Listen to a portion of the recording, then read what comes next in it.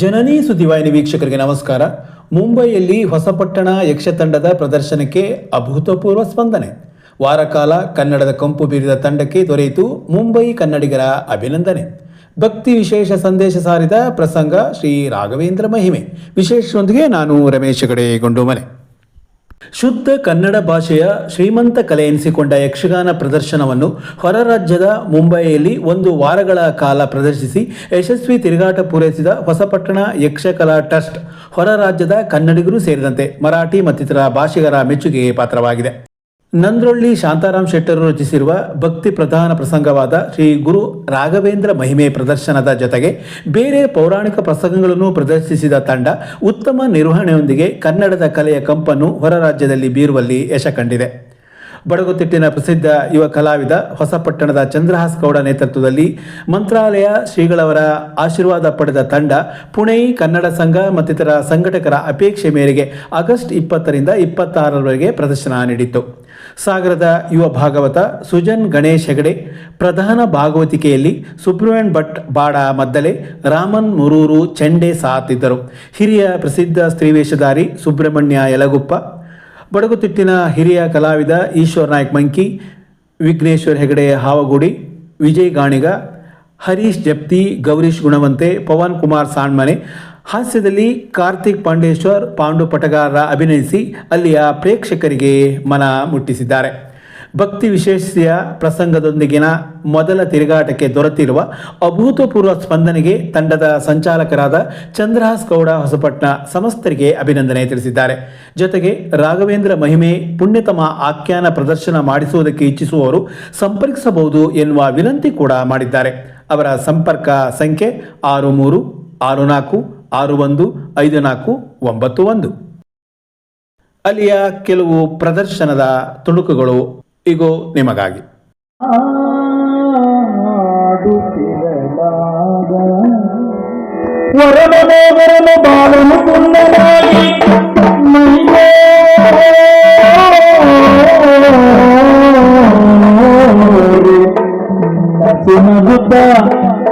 ನದಿಯಂತೆ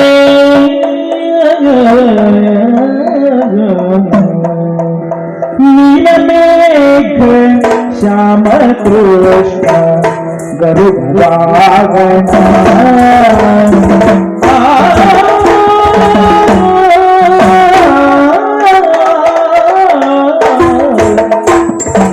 ನೀಲಮೇಘ Shyama Krishna ನೀಲಮೇಘ Shyama Krishna ಗರುಡಾಗಣ Krishna ಗರುಡಾಗಣ Krishna ಗರುಡಾಗಣ ಬಾಲನೀಲ ರಾಗಲೋಲ Murali ಮೋಗನ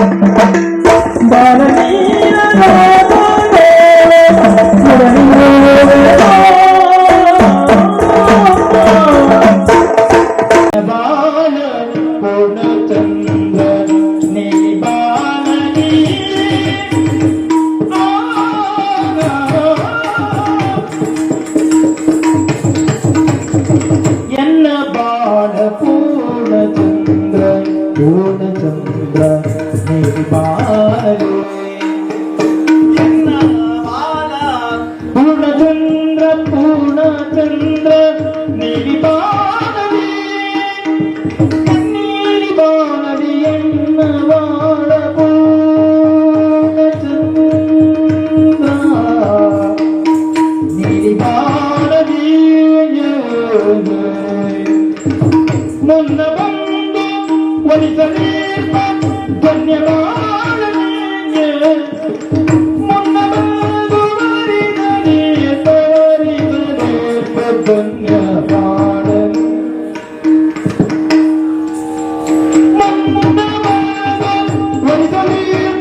ಧನ್ಯವಾದಲಿ ಧನ್ಯವಾದಲಿ